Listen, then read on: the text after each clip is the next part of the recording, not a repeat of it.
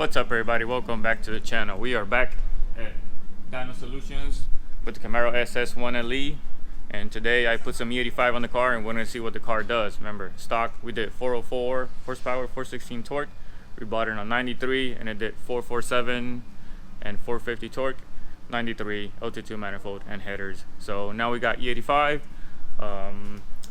Drove a couple miles here, so it should still be learning the content, but once we get it rolling, it'll finish it up. Right now it's in the 70s, so I'm okay with that. I'm gonna do, the tune is done, so I'm just gonna do 2 7-gear pulls, log them, make sure they're good, send them to the tuner just in case you gotta finalize something else. But that's pretty much it. We're gonna find out what it does on e85, the difference. So let's just jump right into making some pulls.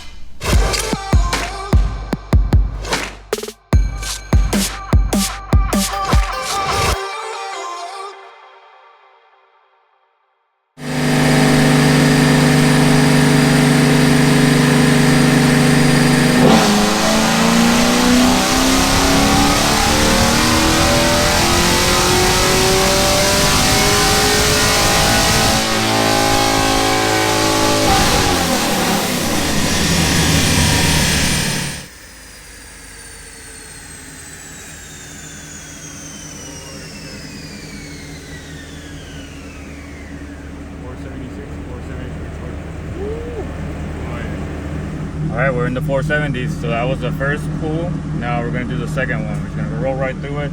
We saved the log, and we're going to log this one too. Alright, so we'll have some fun.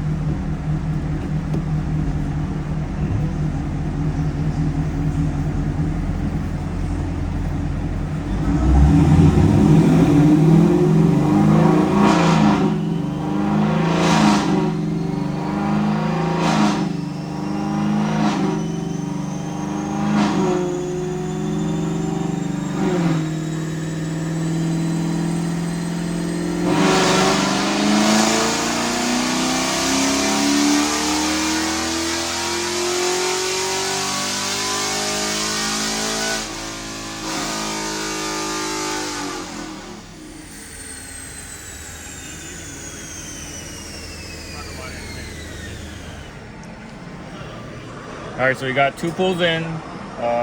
We'll review the logs later, but I'm going to get out and see if I can put the older tables on there too, so we can compare stock 93 with mods and e85 with the mods. If not, we'll just check what's going on here. It looks pretty good. It says 483, 481, and that's, you know, we gotta see if it's, make sure it's a SAE or standard, whichever smoothing I can't see from here. Alright, so I took a look at the logs and everything looked good. Not that I'm an expert, but I just look at fuel trims. I see some spark, see how much it advanced, and no knock. So everything looked good, but I'll take those logs and send them over to Ryan Stevens over at Quantity Performance GPI, and he'll look at them. If he needs to do some magic, he will, and if not, he'll say it's good, and then we'll just send it and have fun. But oh, and the alcohol percentage was at like 73.5, so we can still get better e-content and maybe gain a couple horsepower, but it doesn't matter. Anyways, I'm gonna put 2 graphs up. I'm gonna put the standard smoothing graph, and for those of you that as soon as I said that went like, oh my god, I can't believe you did standard smoothing, blah blah blah, here's the SAE one too. So remember, dyno is a tool. You use it for tuning or to see the gains in between or whatever, you know. Don't concentrate on the high number. Yes, if you want to say I made 480 horsepower when I showed it earlier, I could have left it in smoothing 4, standard smoothing 4, and went with that, but no. I went back, I looked at my old dynos, I put them all together, I corrected everything, and I put them online. And as you're looking at them right now, you can see that it doesn't matter which graph you look at.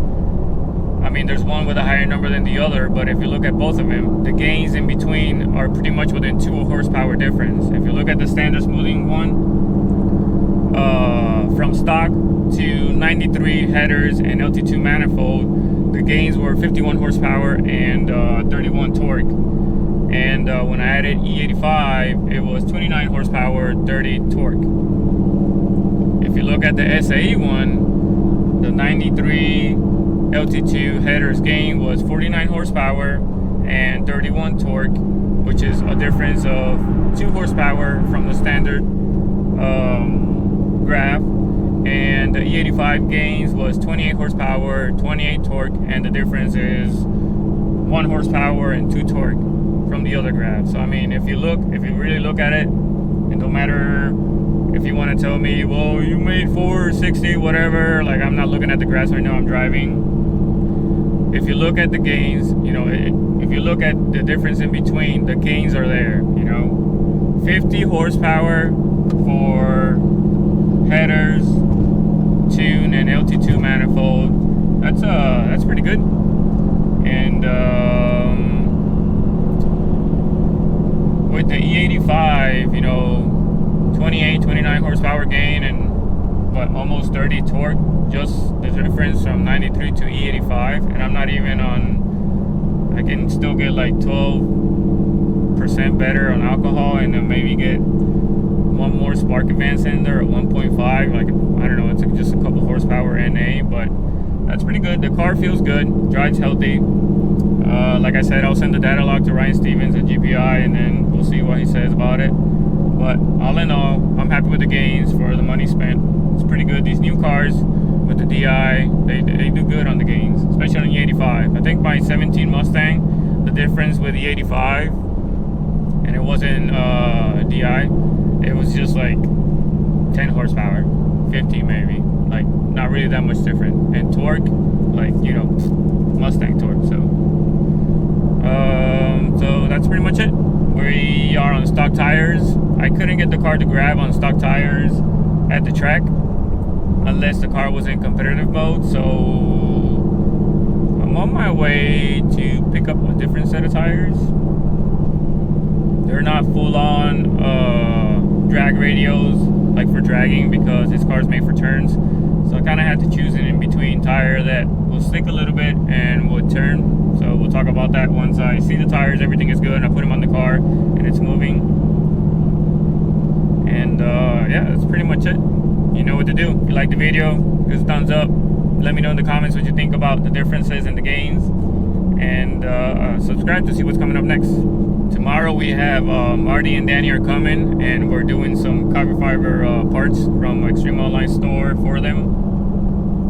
So we're gonna have the ATSV and different Supra at the house, and we're gonna be installing some of that. We have some parts for this car, for Christina's car, and then if I get these tires here swapped over, we'll be going to the track soon and having some fun. So yeah, see y'all next time.